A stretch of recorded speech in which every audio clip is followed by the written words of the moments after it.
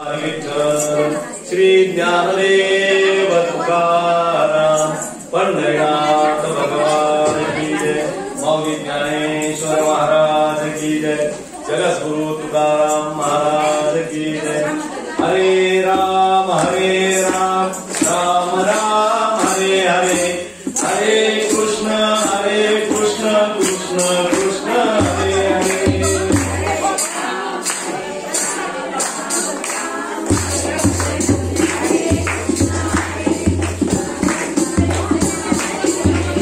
हरे राम राम राम हरे हरे, हरे कृष्ण कृष्ण कृष्ण हरे हरे।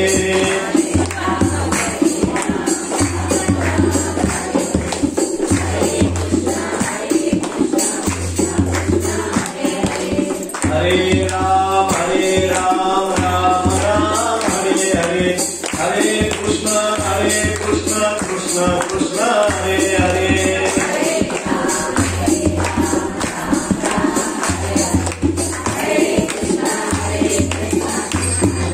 गोपाल कृष्ण भगवान की जय। नाम संकीर्तनम यस्य सर्व पाप प्रणाशनम, प्रणामो दुःख शमन तन्नमामि हरिं परम। आनंद कंद सच्चिदानंद समर्थ सद्गुरु भगवान श्री पांडुरंगाच्या सानिध्यामध्ये गेल्या 7 दिवसापासून आम्ही आमच्या आयुष्यातील काही क्षण प्रभूच्या सानिध्यामध्ये घालवण्याचा प्रयत्न करतो आहोत। आम्ही कुणाच्या सोबत आहोत याला फार महत्व आहे, कारण आमची संगत पाहून लोक आम्हाला ओळखत असतात। हा कुणाच्या संगतीला आहे? चांगल्याच्या संगतीला आहे, मग चांगला माणूस आहे। वाईटाच्या संगतीला असला तर आमची ओळख वाईट होत असते।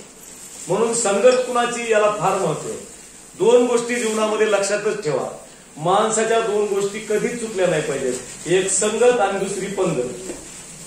पंगत सुद्धा चांगल्या माणसाबरोबर पाहिजे। चांगल्या माणसाबरोबर म्हणजे जो चांगलं जेवतो दाबून त्याच्या जवळ बसलं पाहिजे, तर आपलं पोट भरलं।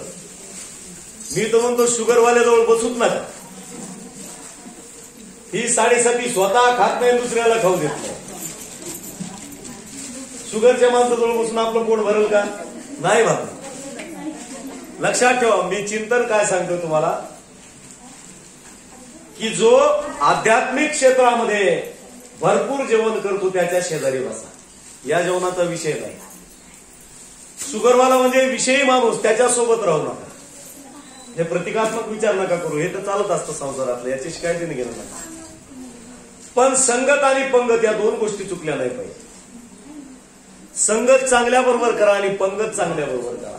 माणसाचं जीवन सुधारल्याशिवाय राहत नाही, कारण संगतीवर भरपूर काही अवलंबून आहे।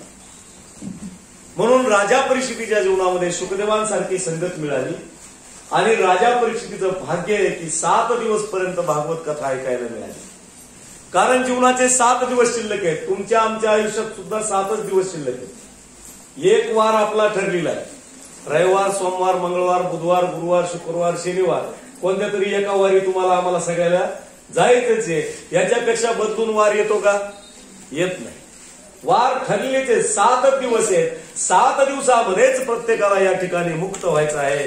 राजा परीक्षिती सुद्धा मुक्तीच्या मार्गावर चालत असताना राजा परीक्षितीला शुकदेवजी भगवंताने सांगितलं, राजा अरे जीवन कसं जगावं हे कृष्णाकडे पाहिल्यानंतर कळलं। किती आयुष्य मिळालं? 125 वर्षाचं आयुष्य मिळालं कृष्णाला। पण 125 वर्षामध्ये एकही दिवस सुखाचा नाही आहे का? सुखाचा? तुम्ही कृष्णाचा पूर्ण अभ्यास करा, महाभारत वाचा, भागवत बघा, एकही दिवस सुखाचा नाही। तरी कृष्णाने कधी चेहऱ्यावर तसं दाखवलं नाही की माझ्या जीवनामध्ये सुख नाही। कधी आनंदीच असं जीवन जगलं पाहिजे। 125 वर्षामध्ये जन्मापासून ते शेवटपर्यंत दुःख आहे। जन्म कुठे झाला देवाचा? कृष्णाचा जन्म कुठे झाला? कोणत्या दवाखान्यात झाला? जेलमध्ये झाला। आपला झाला का जेलमध्ये जन्म? मग जन्मापासून दुःख आहे बरं का। आमचा जन्म कुठं होतो? हाऊस फिटल. किती छान शब्द आहे, हाऊस फिटल. कोणी नाव ठेवलंय देव जाणे. आमचा जन्मही हाऊस फिटल आणि मरणही हाऊस फिटल. जिथं गेलं की सगळी हाऊस फिटायची, नाकात नळ्या, तोंडात नळ्या, सगळी हाऊस फिटते. आमचा जन्मही हॉस्पिटलमध्ये आहे आणि मृत्यू सुद्धा हॉस्पिटलमध्ये आहे. देवाचा जन्म कुठे झाला? कारागृहात, जेलमध्ये झाला. का जन्मले प्रभू जेलमध्ये? तर तुम्हाला आम्हाला जेल मुक्त करण्यासाठी प्रभू जेलमध्ये प्रगट झाले. बरं मला सांगा, जन्म झाल्याबरोबर माय लेकराची ताटातूट आहे की नाही? ताटातूट. जन्म कुठे झाला? मथुरेत. आणि नेलं कुठं? गोकुळाला. आई सोबत आहे का? नाही. यशोदा माते सोबत राहावं लागलं. माय लेकराची ताटातूट झाली. आमचं तसं कधी झालंय का? हा, आम्ही घोडवे झाले तरी आम्ही आईच्याच पदराला धरतो अजून, आहे की नाही? मला सांगा, जन्म झाल्याबरोबर माय लेकराची ताटातूट झाली, गोकुळात गेले प्रभू. बरं तिथं सुख आहे का? चौथ्या दिवशी पुतना आली मारायला. आहो बकीयम स्तनकाल कुटम. स्तनाला कालकूट नावाचं विष लावलं पुतण्यानं आणि मारायला आली प्रभूला. पण तिला सुद्धा भगवंतांनी मोक्ष दिला. यशोदेच्या आधी दिलं बरं का. यशोदेला नंतर मिळाली सायुज्य मुक्ती. त्याच्या अगोदर पुतनेला मिळाली. तुवा सनकाधिकाचे निमाने सायुज्य सौरसू दिदला पुतने जी विषाचे मी स्तनपाने मारू आली. ज्ञानेश्वर महाराजांनी सुंदर ओवी लिहिली. मारायला आलेल्याला सुद्धा मोक्ष दिला प्रभूनं. जो मारायला आला त्याला सुद्धा प्रभूनं मोक्ष दिला. मुक्ती मिळाली पुतनेला. तृणावर्त आला, आघासूर आला, बकासूर आला, वत्सासूर आला, प्रलंबासूर आला. हे आसूर जीवनामध्ये आले. आता थोडस चिंतन करा, आम्हाला कुठपर्यंत जायचंय? कुठपर्यंत जायचंय आम्हाला? काल्यापर्यंत जायचंय. मग काला जीवनामध्ये होण्यासाठी कोणते कोणते प्रतिबंध आहेत हे लक्षात घ्या. काला कुणाकुणाच्या जीवनात होत नाही. जर पुतनारूपी अविद्या मेल्याशिवाय काला नाही. आघ म्हणजे पाप. आघासूर मारला म्हणजे पाप संपवलं. बक म्हणजे दंभ. दंभ मारला प्रभूनं. वत्सासूर म्हणजे ममत्व. हे संपलं. हे सगळं संपल्याशिवाय आम्ही काल्याचे अधिकारी होणार नाही. आम्हाला काल्याचा अधिकारी व्हायचंय आणि काल्याचा अधिकारी व्हायचं असेल तर हे सगळं संपलं पाहिजे. प्रभूनं लगेच सगळ्यांच्या जीवनामध्ये प्रभूनं काला केला. का केला? तर या सगळ्या गोष्टी संपल्या प्रभूच्या आयुष्यात. अविद्या संपली, बक म्हणजे दंभ संपला, हे सगळं संपलं आणि संपल्यामुळं जीवनामध्ये काला झाला. म्हणून आम्हाला काला करायचा आमच्या जीवनावर. काल्याची आम्ही अधिकारी जर हो तर खऱ्या अर्थानं अविद्या संपली पाहिजे. अविद्या म्हणजे अज्ञान गेलं पाहिजे. अज्ञान गेल्यानंतर ज्ञान प्रगट होत असतं आणि ज्ञान प्रगट झाल्यानंतर अंधकार आपोआप दूर होत असतो. मला सांगा, एखाद्या खोलीमध्ये अंधार आहे. थोडं थोडं पुढे सरका, नुसतं हलवू नका. एखाद्या खोलीमध्ये अंधार आहे तर काय करावं लागेल? 11:30 पर्यंत कधी सांगा. नाही. एखाद्या खोलीत अंधार आहे तर काय करावं लागेल? उजेड करावं लागेल. सोपं आहे नो. उजेड करावं लागेल. प्रकाश केल्याशिवाय आतल्या वस्तू दिसतील का? नाही दिसणार. आणि एकदा प्रकाश झाला की अंधार शिल्लक राहिला का? आपोआप संपला अंधार. हीच परिस्थिती लक्षात ठेवा. अंधार संपवायचा आम्हाला, मग त्याच्यासाठी प्रकाश करावा लागेल. मग ज्ञानाची ज्योत लावलं. हे नमोस्तुते व्यास विशाल बुद्धे फुल्लार विंदाय पत्र नेत्र तेन त्वया भारत तैल पूर्ण प्रज्वालितो ज्ञानमय प्रदीप. हा ज्ञानाचा दिवा मोठ्याने म्हणा. ज्ञानाचा दिवा, ज्ञानाचा दिवा. आमच्या शाळेच्या भिंतीवर लिहिलेलं असतं, ज्ञानाचा दिवा घरोघरी लावा. भागवतकारानं तेच सांगितलं. नमोस्तुते व्यास विशाल बुद्धे फुल्लार विंदाय पत्र नेत्र तेन त्वया भारत तैल पूर्ण प्रज्वालितो ज्ञानमय प्रदीप. हा याचा अर्थ सरळ सरळ आहे, ज्ञानाचा दिवा घरोघरी लावा. हेच व्यासाने सांगितलं. व्यासाने वेगळं सांगितलं नाही. तुम्हाला सांगतो माणसाने कसं जगावं. 22-23 वर्ष मी सगळ्या भारतात फिरलो. भारतातल्या प्रत्येक राज्यामध्ये कथा केलेली. मराठीत केल्या, हिंदीत केल्या, मारवाडीत केल्या, लमानी सुद्धा येते मला. म्हणजे इतक्या भाषेत 4 भाषेमध्ये भागवत सांगितलेली भारतात पूर्ण सगळीकडे. हे का करावं लागलं सांगतो तुम्हाला. याचं कारण आहे कारण व्यासानी सांगितलेली गोष्ट लक्षात ठेवा. आणि ही गोष्ट सोपी करून सांगितली संत ज्ञानेश्वर चित्रपटामध्ये. तुम्ही जर संत ज्ञानेश्वर चित्रपट बघितला असेल तर तुम्हाला सगळ्यांना माहिती आहे की काय सांगितलंय त्याच्यामध्ये. त्याच्यामध्ये फक्त एकच सांगितलंय, जीवनामध्ये जगायचं तुम्हाला जगत असताना माणसं जोडा. काय सांगितलं? माणसं जोडा, माणसं तोडू नका. काही काही माणसं तोडण्याचं काम करते, पण आमच्याकडे जोडण्याचं काम आहे. आता आम्हाला कोणी जरी एखाद्या मोठ्याने बोललं तरी आम्ही ऐकून घेतो, कारण माणसं जोडायचं आपल्याला, माणसं तोडायचे नाही. आपण जर माणसं तोडायचं काम केलं तर एका मिनिटामध्ये तुटू शकतात. आज आपल्या कॉलनीतले 25-30 माणसं एकत्रित झाले. कशामुळे झाले? हे माणसं जोडण्याचं काम आहे. एकाला एक जोडलं आम्ही, कोणी कोणावर जरी काही बोललं रागानं तरी आम्ही त्यांना शांत करतो. का? हे काम आहे आपलं. माणसं जोडून राहिली पाहिजेत, माणसं विखुरल्या गेली नाही पाहिजे. कारण प्रत्येकाला प्रत्येकाशी काम पडतं. आम्हाला वाटतं माझं काय काम पडणार आहे तिच्याशी. अरे पडल्यावर कळत असते, काम कुणासोबतही पडत असतं हे लक्षात ठेवा. म्हणून वाईटपणा कुणाशीच घेऊ नका, चांगले संबंध ठेवा. हे व्यासांनी सांगितलं. आणि संत ज्ञानेश्वर महाराजांनी त्या चित्रपट जर तुम्ही बघितला असेल तर तुमच्या लक्षात येईल काय सांगितलंय बघा. तुम्हाला सगळ्यांना येते. ज्योत से ज्योत जगाते चलो, ज्योत से ज्योत जगाते चलो, प्रेम की गंगा बहाते चलो, प्रेम की गंगा बहाते चलो, राह में आए जो दीन दुखी, राह में आए जो दीन दुखी, सबको गले से लगा के चलो, प्रेम की गंगा. आशा टूटी ममता रूठी, छूट गया है किनारा, आशा टूटी ममता रूठी, छूट गया है किनारा, बंद करो मत द्वार दया का, दे दो कुछ तो सहारा, प्यार के मोती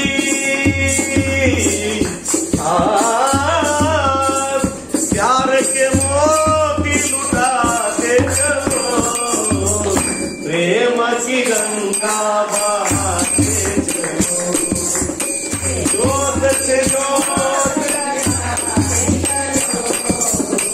ज्योत से ज्योत जगाते चलो, प्रेम की गंगा बहाते चलो, प्रेम की गंगा बहाते चलो.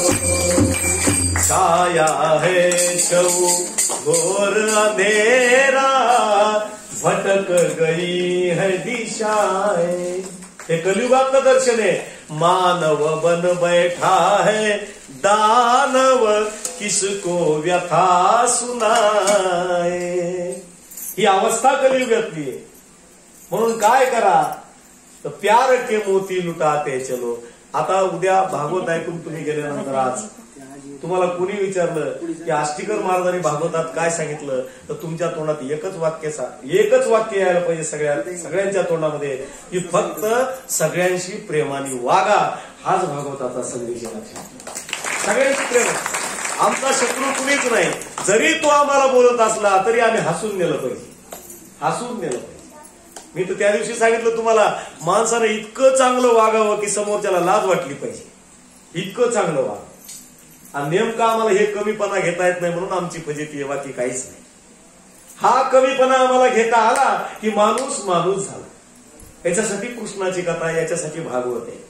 भागवत काय ऐकायचं याच्या पाठीमागे कारणच आहे की 125 वर्षाच्या आयुष्यामध्ये कृष्णाच्या जीवनामध्ये कधीही सुख आलं नाही, दुःखच त्याच्या जीवनामध्ये. बघा हे असुर येऊन गेले.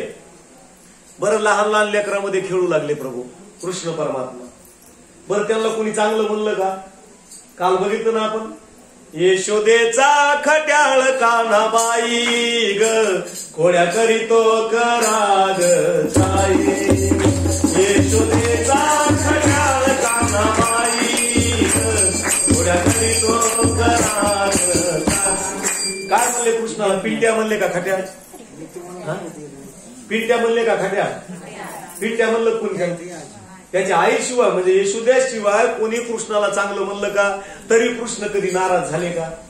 नाही झाले. त्यांना माहितीये लोकांना काय म्हणायचं ते म्हणू द्या, मला फक्त चांगलं वागायचंय एवढंच देवाला माहिती. त्यांनी शत्रूला सुद्धा मोक्ष दिला. इतका प्रभू बलवान आहे, इतका प्रबल प्रभू आहे, शत्रूला सुद्धा मोक्ष दिला. मग चोर म्हणू लागले, हा चोर आहे, हा चोर आहे, खोड्या करतो. मग काही काही ज्या गवळणी होत्या, ज्या सुज्ञ होत्या, त्यांचा जन्म त्याच्यासाठी झाला होता, कृष्णासाठी. पण प्रभूने एक प्रकाश टाकला. कोणता? अहंकार जर तुमच्याजवळ असेल तर मी तुम्हाला कधीच भेटणार नाही. मला येतं हा सुद्धा अहंकार आहे बर का. मला येतं हा सुद्धा अहंकार आहे. आणि ज्याला एखादी कला येते त्याने दुसऱ्याला शिकवली पाहिजे, तर त्याचं सार्थक नाही तो उपयोग नाही. मला भागवत येतं, 23 वर्ष झाले मी भागवत वाचतोय आतापर्यंत. तर माझ्याकडे राहणाऱ्या जवळपास 8 ते 10 मुलांना मी भागवत शिकवून भागवत करायला लावलं. आज ते पूर्ण महाराष्ट्रामध्ये भागवत करतात. का? हे कार्य आपलं आहे, आपल्याला येतं ना, दुसऱ्याला शिकवलं पाहिजे. आता एखादी चाल आपल्याला म्हणता येते, एखादीनं जर विचारलं की मला ही चाल शिकवा, तर जरूर शिकवली पाहिजे. आपल्यापुरती मर्यादित नाही ठेवली पाहिजे. नाही तर मलाच येते मी काम शिकवू, मला तिला येईल पुन्हा, असं नाही. मला जे येतं, जे जे आपणाशी ठावे ते ते इतराशी सांगावे, शहाणे करून सोडावे सकल जन. सगळ्या जनाला शहाणं करीत जावं, सगळ्यांना आलं पाहिजे. आणि कुणालाच नाव ठेवू नये, तुला येत नाही असं तर कधी म्हणूच नाही. चुकलं तरी म्हणावं छान आलं, उद्या पुन्हा सुधरल. हा प्रयत्न असतो, लक्षात ठेवा. प्रत्येक जण काही शिकून येत नाही. हा प्रत्येकाने तयारी करायची, हे प्रयत्न करायचा. याचं सगळ्याचं सार एकच आहे की सगळ्यांना धरून चाला, कुणाला सोडून चालू नका, सगळ्यांशी प्रेमानं सौजन्याने वागा. हेच गोपाल कृष्णाच्या चरित्रातून आम्हाला शिकायचं. पण अहंकारानं तो बांधला जात नाही. मी काय सांगत होतो तुम्हाला? अहो, यशोदेला बांधल्या गेला नाही हो, तो जनाबाईनं बांधला. बांधला की नाही? यशोदेला बांधता आला का? तुम्हाला प्रमाण देईल, मी बांधता नाही आला. कशामुळे नाही बांधता आला? तर मी बांधीन म्हणली यशोदा. माझं लेकरू आहे ना, मी बांधीन. कृष्ण म्हणले, आई मी म्हणणाराला तू माझी आई का असं ना, मी बांधल्या जात नाही, तू माझे. आणि ती माग लागली यशोदा, खोड्या नको करू माझे बाबा बाबा, खोड्या नको करू माझे बाबा बाबा.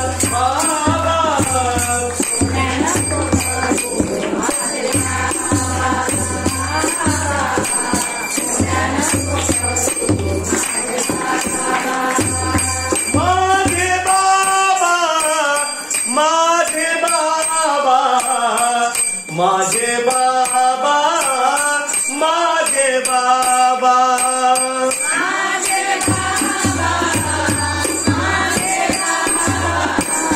माझे बाबा खोड्या नको करू माझे बाबा बाबा, खोड्या नको करू माझे बाबा, खोड्या नको करू माझे बाबा.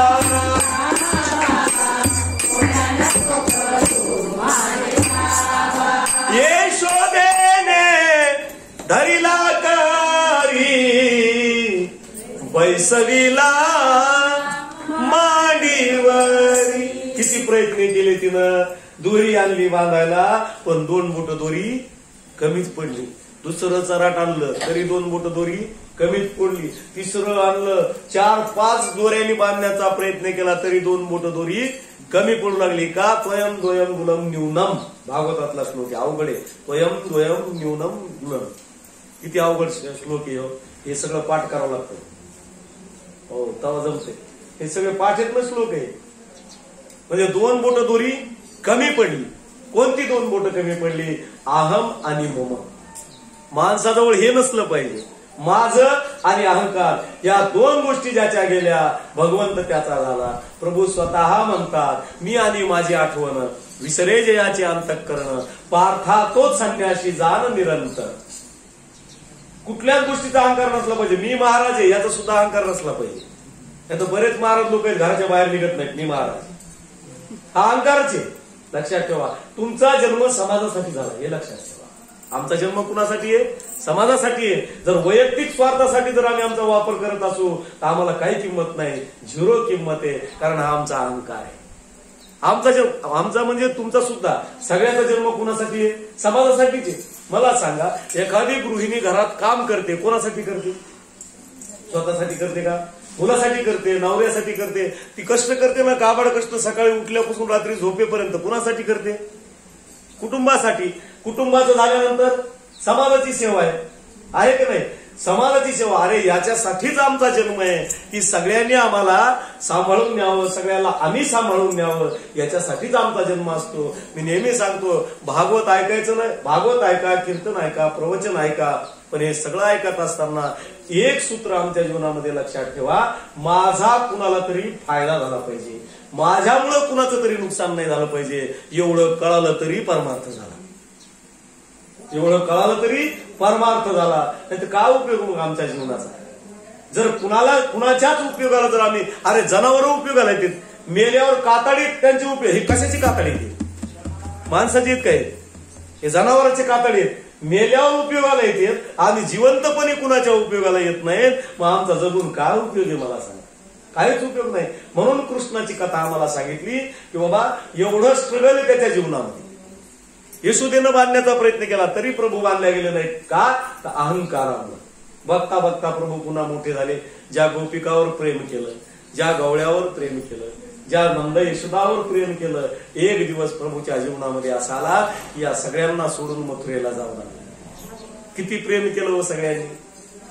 प्रभूशिवाय करमतच नव्हतं कुणालाच. इतकं प्रेम करणारा सारं गोकुळ आहे. आणि एके दिवशी प्रभू निघून गेले. गृहे गृहे गोप वधू कदंबा सर्वे मिलित्वाम समवाप्य योगम पुण्यानी नामानी पठन्ति नित्यम गोविंद दामोदर माधवे. प्रत्येकाच्या घरी गोपिका एकत्र जमायच्या. एक गोपी कृष्ण व्हायची. हा कृष्ण आहे, हा कृष्ण आहे. अतीव प्रेम करणाऱ्या गोपी आहेत. सर्वस्व यांनी प्रभू चरणावर समर्पित केलं होतं. आणि सगळ्यात महत्वाची गोष्ट, सगळ्या गवळणी म्हणायच्या, याती कुळ माझे गेले हरपुनी, श्रीरंगा वाचुनी आणून येणे, बाप रखुमा देवीवरू जीवीचा जिवाळा, काही केल्या वेगळा नोहे गे माये. याला एक रूपता असं म्हणत असतात. मी तू पण जाऊ दे दुरी, एकची घोंगडी पांगरवारी. आता तुझ्यातून माझ्यात भेदच नाही प्रभू, तून मी एकच झालो. गोविंद गोविंद मना लागली या छंद, मग गोविंद ते काया, भेद नाही देवातया. तुका म्हणे आळी जीवे नुरेची वेगळी, असा परमार्थ असावा. असा परमार्थ असावा. जीवे नुरेची वेगळी. दोन्ही वेगळंच नाहीये, दोन्ही एकच आहे. आणि ही अवस्था राजा परीक्षितीच्या जीवनामध्ये शुभदेवांमुळे आहे. राजा परीक्षितीला कळालं 7 दिवसांनी मरणारे. समजा तुम्हाला आम्हाला कळालं, तुम्हाला कशाला? मलाच कळालं. हरिभक्त परायण आष्टीकर महाराज आजच्या 7व्या दिवशी जय हिंद. जर मला कळालं तर मी असं भागवत सांगेल का? होय, कीर्तन करी, लेकरा बाळाला जवळ घेईल, सांगल परभणीच्या बँकेत आपले 10 लाख रुपये काढून घ्या, शेलूच्या साईबाबा बँकेत 15 लाख आहेत, नाहीत बरं का? नाही तुम्हाला खरं वाटलं, काढून घ्या. लोकांचे आपल्याला 5 लाख रुपये द्यायचे, त्या वया फाडा. लोकांकडून 10 लाख यायची ती वसूल करा, आहे का नाही? पण ते राजा परीक्षिती होते, त्यांना अंतिम सत्य कळालं. साधारण जीव स्वतःच्या सुखासाठी प्रयत्न करेल, पण राजा परीक्षितीसारखा जीव समाजाच्या उत्थानासाठी गुरुला शरण गेला. आज गुरुपौर्णिमा आहे म्हणून चिंतन मांडतोय तुम्हाला. आज अत्यंत महत्वाचा दिवस आहे. ज्यांनी ज्यांनी गुरु केला असेल, आज प्रत्यक्ष गुरुची भेट नाही झाली, भागवतासमोर जरी गुरुने दिलेला मंत्राचा जप केला तर गुरुच्या दर्शनाचं पुण्य आपल्याला मिळतं. म्हणून मुद्दाम हा योग आणलाय आपण गुरुपौर्णिमेला समाप्ती. कारण प्रत्येकाला गुरुची भेट होईल म्हणून सांगता येत नाही. आता आमचे गुरु कुठे आहेत? विदर्भात. आता कधी भेट होणार त्यांची? आमची लांब आहेत, उमरखेडला. हे आम्ही सगळे गुरु एका गुरु परंपरेतले. भेट होत नाही गुरुची. पण गुरुपौर्णिमा आहे आज. काही काही जण इथं असणारे गोंदीकर महाराजाचे शिष्य आहेत, भागवतकार गोंदीकराचे. आता त्यांची कुठं भेट होणार? होणार नाही. कारण असं लॉकडाऊनचा पिरियड आहे, आमचं जाणं होत नाही, ते सुद्धा इथं नाहीत. मग अशा परिस्थितीमध्ये आम्हाला गुरुचं दर्शन घेतलं पाहिजे आणि गुरुचे आशीर्वाद घेतले पाहिजे. मग कोणत्या माध्यमातून घ्यायचे? तर या सत्संगाच्या माध्यमातून घ्यायचे. गुरु एकच असतो, लक्षात ठेवा. कोणताही करा, कोणताही करा, कोणत्याही परंपरेतला करा. तुम्ही चिंतामणी महाराजांच्या परंपरेतला करा, पातलेगावकर महाराजांच्या परंपरेतला करा, उमरखेड परंपरेतला करा, गजानन महाराजांच्या परंपरेतला करा, कुठल्याही परंपरेतला गुरु करा. गुरु एकच. आकाशात पतितम तोयम यथा गच्छति सागरम सर्व देव नमस्कारः केशवम प्रतिगच्छति. कोणत्याही देवाच्या पाया पडा, एकालाच जातं. आणि अजून एक सांगतो तुम्हाला, आज गुरुपौर्णिमेच्या निमित्तानं गुरुनं दिलेल्या मंत्राचा जप कोणत्याही देवाजवळ गेल्यावर म्हणायचा. त्याच्याशिवाय देवाचं दर्शन सफल नाही. आता तुम्ही महादेवाच्या मंदिरात गेलात, 3 वेळा गुरुनं दिलेला मंत्र म्हणायचा, मग महादेवाच्या पाया पडायचा. कुठल्याही देवीला जा, खंडोबाला जा, कोणत्याही देवाला जा, पण 3 वेळा गुरुनं दिलेला मंत्राचा जप डोळे बंद करून आपण त्याच्या पिंडीसमोर, देवासमोर म्हणायचा. मग आपलं दर्शन सफल होत असतं. कारण देवापेक्षाही गुरुच्या मंत्राला जास्त महत्व आहे. देवाच्या दर्शनापेक्षाही गुरुच्या मंत्राला जास्त महत्व आहे. गुरु कसाही असू, लक्षात ठेवा, मी काय सांगतो तुम्हाला, गुरु कसाही असू, गुरुची निंदा ऐकू नये. ही सगळ्यात मोठी गोष्ट आहे. आपल्या गुरुची जर कोणी निंदा करत असेल तर तिथं थांबलं नाही पाहिजे, लगेच निघून गेलं पाहिजे. कारण तो अपमान आपला आहे ना, आपल्या गुरुचा आहे. म्हणून शक्यतो कोणाची निंदा करू नये. मी तर नेहमी सांगतो, कोणत्याही संप्रदायात राहा तुम्ही, वारकरी संप्रदायात राहा, समर्थ संप्रदायात राहा, श्री श्री रविशंकरजीकडे जा, रामदेव बाबाच्या नादी लागा, कोणाच्याही नादी लागा, संप्रदायात कोणत्याही राहा, पण दुसऱ्या संप्रदायाला नाव ठेवू नका. आपला परमार्थ अपुरा होईल. कारण आपल्याला अधिकारच नाही. म्हणून आज या निमित्तानं, गुरुपौर्णिमेच्या निमित्तानं सगळ्यांना आपापल्या गुरुचं दर्शन भागवताच्या माध्यमातून होणार आहे आणि निश्चित आशीर्वाद मिळणार आहे. म्हणून तर हा गुरुपौर्णिमेचा योग आपण सगळ्यांसाठी घडून आणला. प्रत्येकाला घडत नाही जाणं, प्रत्येकाला होत नाही तिथपर्यंत जाणं. म्हणून आज गुरुपौर्णिमेनिमित्त कथा समाप्ती, गुरुचं दर्शन आणि इथं जो प्रसाद होणार आहे तो गुरुचा प्रसाद म्हणून आपल्याला स्वीकारायचा. जे या ठिकाणी आपण भोजन करणार आहोत, काला करणार आहोत, हा गुरुचा प्रसाद म्हणून, गुरुचे आशीर्वाद म्हणून आपल्याला घ्यायचे. अन्न म्हणून स्वीकारायचं नाही, आपल्याला प्रसाद म्हणून. आपण एरवी पण काय म्हणतो, चला प्रसादाला, हा प्रसाद आहे. हा प्रसाद आमच्या जीवनामध्ये अत्यंत महत्वाचा आहे. म्हणून गुरु जीवनामध्ये अत्यंत महत्वाचे, जे राजा परिस्थितीच्या जीवनामध्ये आले शुभदेवांच्या रूपात आणि सांगितलं, राजा घाबरू नकोस, तू काळजीच करू नकोस, लावोनी हात कुरवाडीला माथा, लावोनी हात कुरवाडीला माथा, कुरवाडीला माथा, लावोनी हात कुरवाडीला माथा, कुरवाडीला माथा, लावोनी हात कुरवाडीला माथा,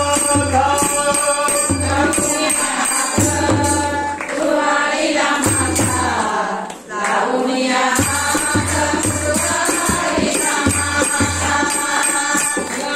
हात कुरवाडीला माथा, लावोनी हात कुरवाडीला माथा. सांगितली चिंता न करावे, सांगितली चिंता न करावी, सबकी जुबा पर मेरी कहानी, मेरा डसा हुआ मांगे ना पाणी. सांगितली चिंता न करावी. आणि राजा परीक्षितीला एक चांगला अनुभव आला. सांगितलं, बघता बघता कृष्ण परमात्मा मथुरेला गेले. बरं, तिथे गेल्यावर सुख आहे का? आपला विषय कशाचा चाललाय? हा संबंध जीवन कृष्णाचं बघायचं आपल्याला. 125 वर्ष मथुरेत सुख आहे का? नाही होत. 13 वर्ष राहिले, 17 महायुद्ध केले हो देवाला. एक युद्ध नाही, 17 महायुद्ध. 18व्या वेळी देवाला पळून द्वारकेला जावं लागलं. आमच्या लग्नाची किती तयारी असते? आम्हाला जर घरी लग्न करायचं असलं तर किती तयारी आमची? बँडवाला कोणता लावायचा, आचारी कोणता लावायचा, 8 वाजता कोणती साडी, 9 वाजता कोणती साडी, 10 वाजता कोणती साडी, 11 वाजता कोणती साडी, 12 वाजता कोणती साडी, वाटी लावताना कोणती साडी, किती तयारी आमची. हा, आहे का नाही तयारी लग्नाची आमच्या? आणि देवाचं लग्न मिळत नाही लागला, पळून जाऊन केलं देवाला लग्न आमचं. आणि त्यात रात्रीचे लग्न असावेत. नवरीला किती वाजता वाटेल विजेत? रात्रीचं लग्न असल्यावर सकाळी 3ला 4ला नाही का? काही काही वरांनी झोपलेली असतात, उठत्या उठगा उठ तिचा वाट लावायचा कार्यक्रम आहे, उठ उठ उठ. आता मला सांगा, एवढं झोपेतून उठल्यावर डोळ्याला पाणी येतं का? खरं सांगा, येतं का? पण काही काही जण इतक्या हुशार झेंडूबाम इथंच ठेवित्यात. रात्री उठविलं 4ला की लगेच झेंडूबाम लावून घ्यायचा. आणि ती व्हिडिओ कॅसेट होती, मग त्याच्यात येतं भाई आत्या किती रडल्यावर झेंडूबाम गेला ना आता. एवढ्या रात्री येतं का रडू? येत नाही. तरी सुद्धा माणूस काय करतं? प्रयत्न करतो. हे लक्षात. किती तयारी आमच्या लग्नाची, हे पाहिजे का ते पाहिजे. देवाचं लग्न पळून जाऊन झालं का नाही? बघा तिथं तरी सुख आहे का? बरं हे देवाचं लग्न झालं, ठीक आहे, इथपर्यंत ठीक आहे. बरं देवाच्या जीवनामध्ये मुलगा झाला प्रद्युम्न, आता तरी सुख मिळायला पाहिजे का नाही? मुलगा झाल्यावर बरं जो मुलगा जन्माला आला प्रद्युम्न, त्याला 100 असुरानं पळवून नेलं. हो, किती संकट आहे देवाच्या जीवनात. तो सुद्धा राक्षसानं पळवून नेला. आणि एके दिवशीचा प्रसंग आहे, कृष्ण परमात्मा आपल्या महालामध्ये बसले होते. एवढा मोठा उजेड पडला. कृष्णानं विचारलं उजेड कोणाचा आहे? म्हणले सत्राजिताचा आहे. कसं काय उजेड पडला? म्हणले त्याच्याजवळ सिमंतक नावाचा मणी आहे. कोणता मणी आहे? सिमंतक नावाचा मणी आहे. तो दररोज 64,000 तोळे सोनं देतो. दररोज किती तोळे? 64,000 तोळे. एका तोळ्याचा भाव किती आहे? 50,000. 64,000 तोळ्याचा सोन्याचा भाव किती झाला? जाऊ द्या, पुढच्या वर्षी बघू. कशाला डोकं लावायचं? तो मनी जर आपल्याजवळ असता तर एवढं सोनं रोज द्यायचा तो मनी. म्हणून आमच्या देशाला सोने की चिडिया म्हणत असत. जहां डाल डाल पर सोने की चिड़िया करती है बसेरा, ओ भारत देश मेरा, ओ भारत देश मेरा. जहां डाल डाल पर सोने की चिड़िया करती है बसेरा, ओ भारत देश मेरा, ओ भारत देश मेरा. जहां सत्य अहिंसा और धर्म का पग पग लगता डेरा, ओ भारत देश मेरा, ओ भारत देश मेरा. भारत माता की सोने की चिडिया म्हणत असत आमच्या देशाला. भारत देशाला काय म्हणतात? सोने की चिडिया.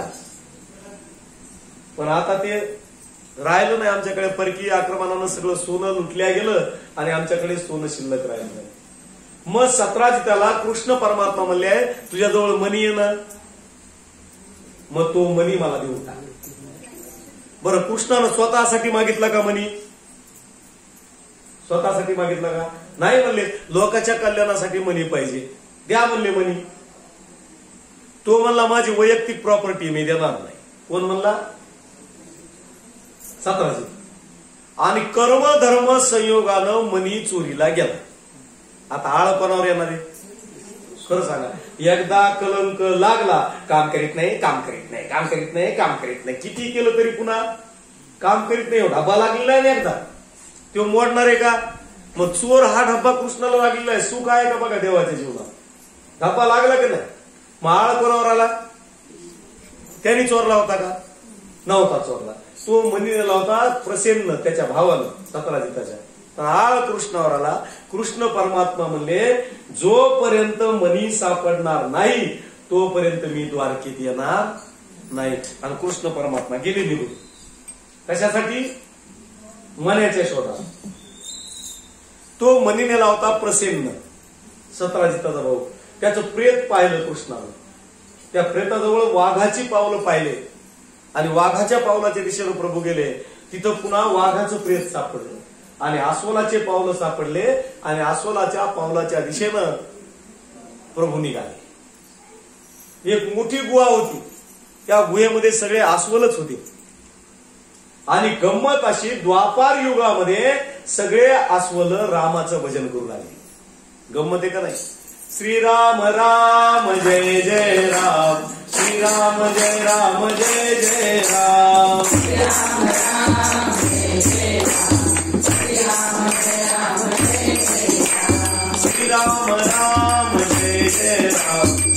राम जय राम जय जय राम श्री राम राम जय जय राम श्री राम जय राम जय जय राम श्री राम जय राम जय जय राम श्री राम जय राम जय जय राम श्री राम जय राम जय जय राम श्री राम जय राम जय जय राम श्री राम राम जय जय राम श्री राम जय राम जय जय राम श्री राम राम जय जय राम श्री राम जय राम जय जय राम सगळे रामाचं भजन करू लागले. कृष्णाला आश्चर्य वाटलं आणि तो जो सिमंतक नावाचा मणी होता ना तो जांबवंतानं नेला होता. तो असा पाळण्याला लटकलेला कृष्णानं पाहिला. एक लेकरू होतं पाळण्यात आणि त्या पाळण्याला असा मणी लटकलेला होता. जुन्या काळामध्ये काय होतं माहितीये का, आमच्या लहानपणी लाकडाचे पाळणे होते. आता पाळणे राहिलेच नाहीत आता लाकडाचे. त्याला काय ते चांदोबा लावलेला असायचा, असा एवढा कपड्याचा चांदोबा, त्याला पुंगळ्या वगैरे असं कावळे काही काही लावलेलं असायचं त्याला.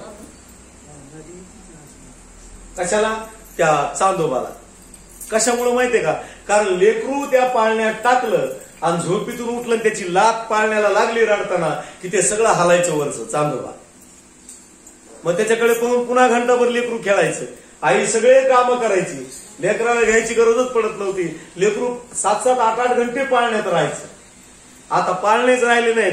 आता लेकरू जन्माला आलं, रडायला लागलं की त्याची आई म्हणते दे त्याला मोबाईल. काय दे म्हणती? मोबाईल. आणि मग लहानपणीच काय ऐकतो तो? छैया छैया छैया छैया चलो छैया छैया. मला सांगा, जर जन्माला आल्यावर त्यांनी छैया छैया ऐकलं तर त्याची नैया कुठं जाणार आहे? बिघडणार आहे की नाही नैया? जन्माल्यापासूनच मोबाईल येतात लेकराला. पुन्हा आम्ही म्हणतो 1.5 वर्षाचं लेकरू आहे पण त्याला मोबाईल मधलं सगळं कळतं. अरे चांगलं आहे का वाईट आहे? कळतं म्हणजे कसं कळतं? आम्ही दिलं म्हणून कळतं. मग कृष्ण परमात्मा जांबवंताला म्हणले मणी दे. जांबवंतानं कृष्णाला ओळखलंच नाही. तो म्हणला तू कोण आहेस मला माहित नाही पण माझ्या बरोबर युद्ध कर. युद्धामध्ये जिंकला असतं मणी तुझा, नाहीतर नाही. मग किती दिवस युद्ध झालं माहितीये का?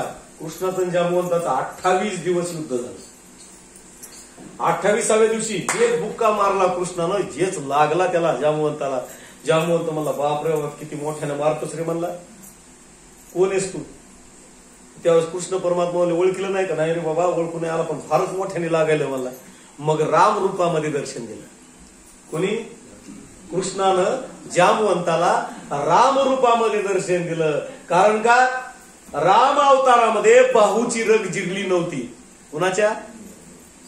जांबवंताच्या. त्यावेळेस राम म्हणले पुढच्या अवतारामध्ये मी कृष्ण होईल त्यावेळेस तुझ्यासोबत युद्ध करील.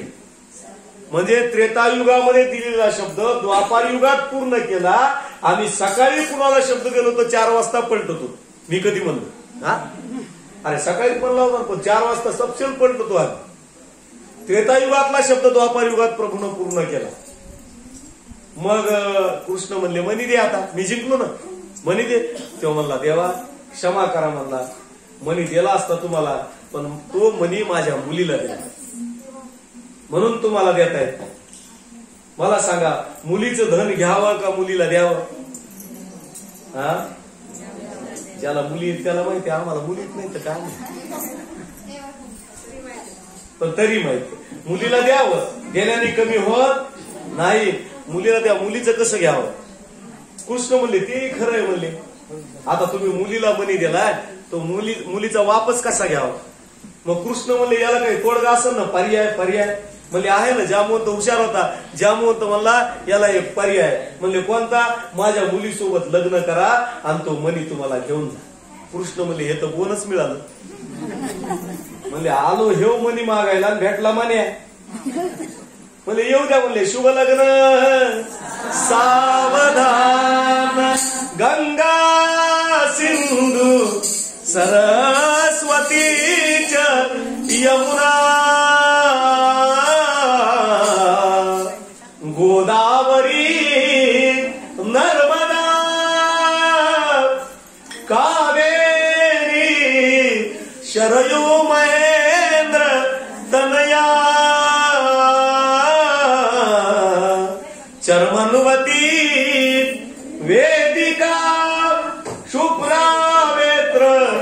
वती मा चुर नदी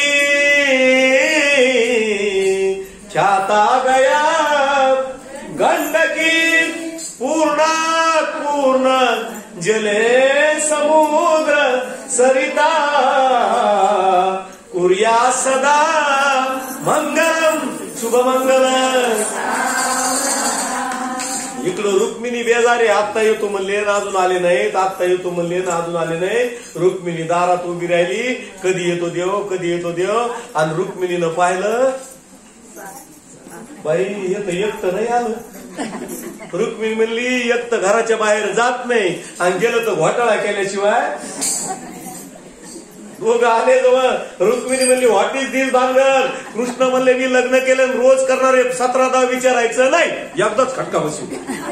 रुक्मिणी म्हणलं बरं बाई. औक्षण केलं, ओवाळलं, आणि जांबवतीचा रुक्मिणीने स्वीकार केला. इकडं सतराजिताला कळालं की देवानं मनी आणला, देवाची चुकी नसताना. देवानं नेला नव्हता पण देवाने आणला. भीती वाटली सतराजिताला. मग काय करावं. त्याची सत्यभामा नावाची मुलगी होती, ही सत्यभामा. मग सतराजित आला म्हणला देवा चुकलं माझं, तो मनी तुम्हालाच राहू द्या, प्लस माझी सत्यभामा आहे ना तिच्यासोबत तुम्ही लग्न करा. देव म्हणले येऊ द्या. शुभ लग्न सावधान म्हणा. आज दिवसभर काही नाही, लग्नात लावायचे आपल्याला 16,108 अक्षता जपून वापरा. खाली पडायचे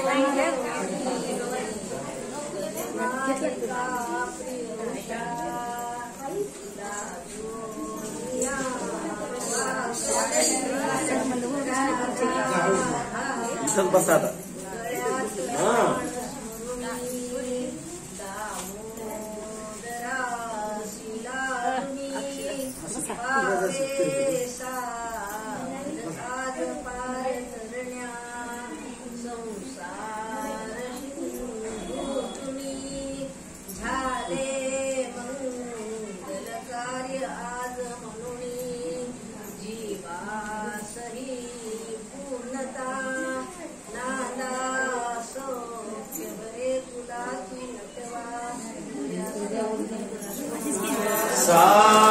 सावधान. कमी कमी टाका. 16,108 लावायचे टाका. आत्ताशी 2-3 झाले. आज दिवसभर काय आपल्याला हेच का नाही. आज 5 वाजेपर्यंत हरिपाठाच्या वेळेपर्यंत लग्नच लावायचे. झाला विवाह. किती छान मंगळाष्टक म्हणलं कुंडेकर मावशीनं. एके ठिकाणी मी मंगळाष्टक ऐकलं लग्नात. कोण काय जोडील याची गॅरंटी नाही. एक बाई आली, स्टारची साडी नेसली अशी एवढी होती, सनकाडीच. पण ते स्टारची साडी नेसली बाई कशी अशी मोठी दिसायची. आणि तिनं हातामध्ये हे घेतला माईक. तिच्याजवळ एक करवली, पुन्हा हिच्याजवळ माईक धरायला, आणि तिच्या हातात ते लिहून आणला कागद. आणि ते वाचून मंगळाष्टक म्हणायचंय. त्या आधी चष्मा वरे केला. ते मग त्या जिनं माईक धरला तिला वरेधर वरेधर वरेधर वरेधर ते असं वरे धरलं, आणि ती मंगळाष्टक म्हणू लागली. माहेरी नीट माईक धर, नीट माईक धर. मी आपलं पाहिलं हे काय नाटक चाललंय. माहेरी आई आमदार, बाप खासदार, मुलगा फिरतो दारोदार. म्हणजे र जोडायचं, टल जोडायचं, मल जोडायचं. हे मंगळाष्टक असतं का. मंगळाष्टकामध्ये बोध केलेला असतो. बोध. मंगळाष्टक कशासाठी म्हणायचं माहितीये का. मंगळाष्टक म्हणजे लग्न नाही बरं का. लग्न वेगळंच असतं. मंगळाष्टक हे सगळ्यांच्या समोर, सगळ्यांच्या साक्षीनं हे दोघं जण नवरा बायको झाले त्याची साक्षी आहे. मंगळाष्टक म्हणजे लग्न नाही. तर त्या मंगळाष्टकामध्ये प्रबोध केलेला असतो. बोध. कसा बोध असतो सांगू का तुम्हाला. लाभो संतती संपदा बहु तुम्हा. कुणाला. लग्न झालेल्याला.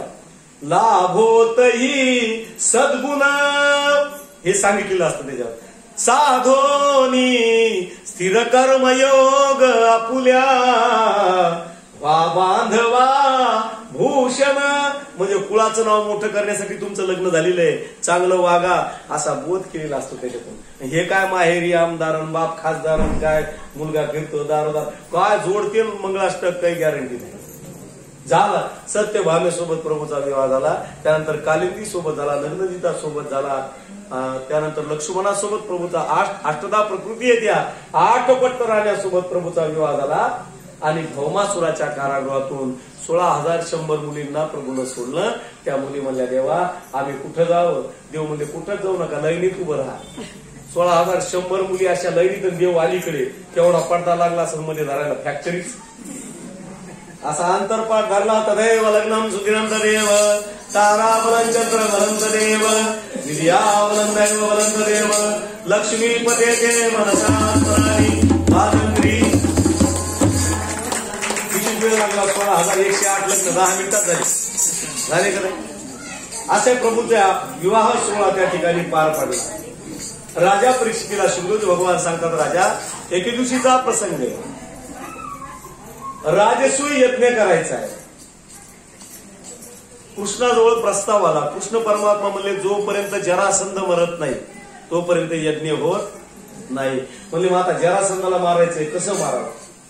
अर्जुन, कृष्ण आणि भीम 3 जण संन्यासाचा वेश घालून जरासंधाकडे.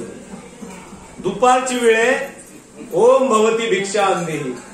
जरासंधाला इतका आनंद झाला, आज 3 याचक माझ्या दारावर आले भिक्षा मागायला. म्हणले, जेवायला चला. ते म्हणले, आम्हाला तशी भिक्षा नको, युद्धन्न देही राजन. म्हणजे आम्हाला कशाची भिक्षा पाहिजे? युद्धाची भिक्षा पाहिजे. जरासंध म्हणला, तुम्ही ह्या वेशामध्ये आलात, तुमचे हात मला दाखवा. कारण ब्राह्मणाचा वेश घेतला होता त्यांनी. हात दाखवा म्हणले तुमचे. 3 हात पुढे केले तर 3 हाताला गट्टे पडलेले.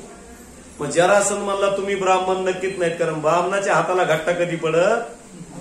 म्हणले, तुम्ही कोण आहेत सांगा. म्हणले, मग मूळ रूपामध्ये आले, क्षत्रिय रूपामध्ये. मग जरासंध म्हणला, कृष्णा तुझ्यासोबत मी युद्ध करणार नाही. कृष्ण म्हणले, बरं झालं बा, आपली सुटका झाली. अर्जुन म्हणले, किरकोळ आहे, त्याच्यासोबतही युद्ध करणार नाही. म्हणले, भीम चालन. आणि भीमाचं जरासंधाचं युद्ध झालं. मग रोज युद्धात मारायचं आणि रात्री जेवताना सगळ्यांनी सोबत जेवायचं. कोणी? भीमानं, जरासंधानं एकमेकाला आग्रहानं जेवू घालायचं. राजकारण्यात आणि यांच्यात काही फरक नाही. हे सगळे रात्री बारवर एका ठिकाणी असतात राजकारणी. आणि भांडणं कोणात लावतात? कार्यकर्त्यात. आपल्याच भांडणं लावतात, लक्षात ठेवा. हे सगळे वरी एकच असतात. मग एके दिवशी भीमाला झोपच लागल. कृष्ण म्हणले, भीमा झोप कम लागल. भीम म्हणला, देवा जेवायला बसलं की पाकवान तुम्ही खायला तर युद्धात मार, मी खायलो म्हणला, तुमचं माझ्याकडे लक्षच नाही. मग कृष्ण परमात्मा म्हणले, भीमा आता माझ्याकडे बघ युद्धाच्या वेळेस. मग भीम युद्ध कमी करायला आणि देवाकडे जास्त बघायला. मग देवाने काय केलं? एक काडी घेतली, मधून फाडली. भीमानं दुर्योधनाला मधून फाडलं. इकडचा भाग इकडं टाकला आणि इकडचा भाग इकडं टाकला. जरासंध मारल्या गेला. जरासंध मारल्या गेला आणि राजसूय यज्ञाला सुरुवात झाली. आता एवढा मोठा यज्ञ म्हणल्यानंतर कामाची विभागणी द्यावं लागेल ना सगळ्यांकडे. सगळ्यांनी काम केलं तर होत असतं. एकाचं कुणाचं असतंय का? नाही, सगळ्यांनी मिळून करायचं असतं. मग दुर्योधनाकडे धनसंचयाचं काम आलं, पैसे जमा करायचं. भीमाकडे जेवू घालण्याचं काम आलं, कारण जो चांगलं खातो त्यांनी वाढायला सुद्धा त्याला मजा येते. भीमाकडे जेवू घालण्याचं काम आलं. मग राजा परीक्षितीने विचारलं, कृष्णाकडे कोणतं काम आलं? तर राजा परीक्षितीला शुद्धजी भगवान सांगतात, राजा अरे कृष्ण परमात्म्याकडे उष्ट्या पत्राळ उचलण्याचं काम. काम कोणतंही हे महत्वाचं नाही, सेवा महत्वाची. अखिल कोट ब्रह्मांड नायक उष्टी पत्राळ उचलतं. हलकं काम नाहीये ते, सगळ्यात पुण्याचं काम आहे. पण आमच्या घरी जर कोणी पाहुणे आले, अतिथी आले तर त्याला ताट उचलून देऊ नये, आपण उचलावं, त्याचं पुण्य आपल्याला. अन्नदाना इतकं पुण्य पत्राळ उचलण्यामध्ये लागतं आणि आपण नेमकं ह्या कामाला गडी माणसं लावतो. आपण स्वतः उचलली पाहिजे पत्राळ, त्याच्या इतकं पुण्य कोणतं नाही. मग आता देव पत्राळ उचलू लागले कृष्ण परमात्मा आणि सगळं पात्राळ उष्टच पडली नाही. अर्धवट जेवायले लोक टाकून द्यायला लागले. कृष्णाला शंका आली. कृष्ण म्हणले, आचारी चांगला नाही का? म्हणले, चांगला आचारी. म्हणले, पांचाळ मामा आहेत. म्हणले, मग तुम्ही जेवणच का म्हणून? चांगला आचारी तर जेवणच का म्हणून तुम्ही? ते म्हणले, काय सांगावं, भीमाच्या धसकीनं जेवण जाईल. कोणाच्या धसकीनं? भीमाच्या. म्हणले, कस काय? भीम पंक्तीमध्ये फिरायला, पंक्तीत नीट जेवा, उष्ट टाकू नका, नीट जेवा, असे काही काही भीमपंक्तीत करत आहेत बघा. कृष्ण म्हणले असं आहे का? मग कृष्णानं भीमाला बोलवलं, म्हणले भीमा अरे गावाच्या बाहेर एक ब्राह्मणी त्याला सांगितलं का नाही? म्हणले नाही. जाय म्हणले सांग. गेला भीम म्हणला आमच्याकडे यज्ञ चालू आहे, जेवायला या. त्याने घरातूनच उत्तर दिलं येतो. म्हणले बाहेर तर या. बाहेर येऊन पाहिलं तर सगळं शरीर माणसाचं, तोंड घोड्याचं. भीमानं विचारलं हे असं कसं झालं? ते म्हणला मागच्या जन्मात मी पंक्तीत फिरत होतो, नीट जेवा, उष्ट टाकू नका.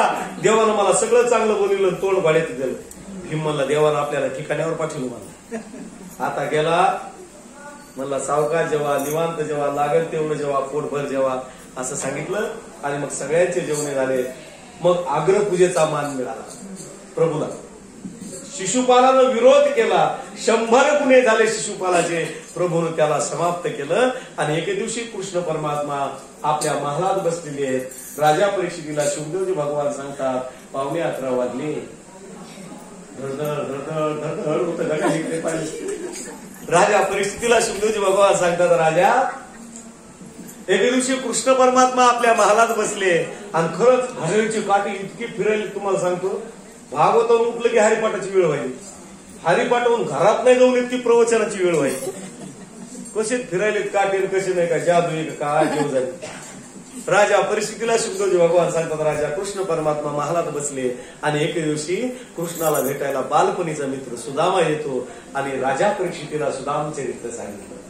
नामदेव महाराजांनी अतिशय सुंदर वर्णन केलं. तुम्हाला मी नेहमी सांगतो कृष्णाची कथा जर तुम्हाला पाहायची असेल तर नामदेवाचा गाथा नक्की विकत घ्या. तुम्हाला जिथं भेटल तिथून आणा, पण नामदेवाचा गाथा घ्या. नामदेवाचा गाथा घेतला की कृष्ण कळणं एकदम सोपं. बघा काय सांगितलं नामदेव महाराजांनी. नाही धड घर सुदामजीच केवळ जर्जर चंद्र प्रभाकर उगवती. म्हणजे घराला छप्परही नाही, सूर्याचा आणि चंद्राचा प्रकाश डायरेक्ट घरामध्ये म्हणून मीटर बसवायची गरज नाही, लोड शेडिंगची भीती अजिबात नाही. सगळं छप्पर मोकळं. संताचं सगळं छप्पर मोकळं असतं, लक्षात ठेवा. हे संतत्व आहे. नाही धड घर केवळ जर्जर चंद्र प्रभाकर उगवती. पुढे बघा बाळे 5-7 वाहती झोंबती भुके तळमळती सर्व काळ. हे सुदामजीच्या घराचं वर्णन आहे. नामा म्हणे त्याने प्रपंच सांडिला परमार्थ मांडिला अवघाची. सुदामजीला 7 लेकरं आहेत. सुदामजीला बायकोचं नाव आहे सुशीला. 7 लेकरं आहेत. आणि राजा परीक्षितीला शुकदेवजी भगवान सुदामजीची कथा सांगतात. सुदामजीची कथा म्हणजे ही गरीब ब्राह्मणाची कथा नाही बरं का. आपल्याला वाटतं गरीब ब्राह्मणाची कथा आहे नाही. सुदामजी ऐश्वर्यवान होते, संपत्तीनं सोडून द्या, पण सुदामजी ऐश्वर्यवान होते. गरीब ब्राह्मणाची कथा नाही, तर आहे त्या परिस्थितीमध्ये कसं जगावं याचं चरित्र म्हणजे सुदाम चरित्र आहे. माणसानं संसारामध्ये तक्रार अजिबात करू नये. आता नवरा समजा बाहेर गावाला गेला 7 वाजता जर संध्याकाळी घरी आला, त्याला जर भूक लागली ना आणि स्वयंपाक तयार नसला ना, आपण म्हणायचं का तुम्हाला काय होतं, गेलात बाहेर फिरायला, मला एवढं मोठं काम पडलं होतं, अजून झालं नाही स्वयंपाक, थांबा घंटाभर, असं नाही म्हणलं पाहिजे. नवरा आला ना, भूक लागली मला ना, पाय धुवा म्हणायचं, हात पाय धुवा, झालेला आहे म्हणायचं सगळा स्वयंपाक, मी आत्ता वाढते तुम्हाला, फक्त हात पाय धुवा. हात पाय धुतला की तो 25% नॉर्मल होतो. हात पाय धुवून भांग वगैरे पाडला, खुर्चीवर बसला की पटकन गरम चहा करून द्यायचा अर्धा कप. ते घेतो बरं का, विचारित सुद्धा नाही त्याला, भूक लागलेली तरी विचारी, पटकन चहा घेतल्यावर ती म्हणते वाढू का जेवायला, आताच असतं काय, आता चहा घेतलाय 1 घंटे जमलं ते पटकन कुकर लावता येतं, कणिक मळता येते, झाला स्वयंपाक तयार. किती सोपं आहे, इतकं सोपं आहे. लक्षात ठेवा, आहे त्या परिस्थितीमध्ये राहता येतं आम्हाला, पण थोडं डोकं चालवी जा. थोडं डोकं चालवलं तर सगळं व्यवस्थित होतं. बोलायची गरज पडते का, अजिबात नाही. म्हणून संत सावता मायाने एक अभंग फार छान केला बघा, तुम्ही पाठ करा तो अभंग, तुम्हाला पाठही असेल. समयासी सादर व्हावे, सादर व्हावे, देव ठेवील ऐसे राहावे, देव ठेवील ऐसे राहावे. समयासी सादर व्हावे,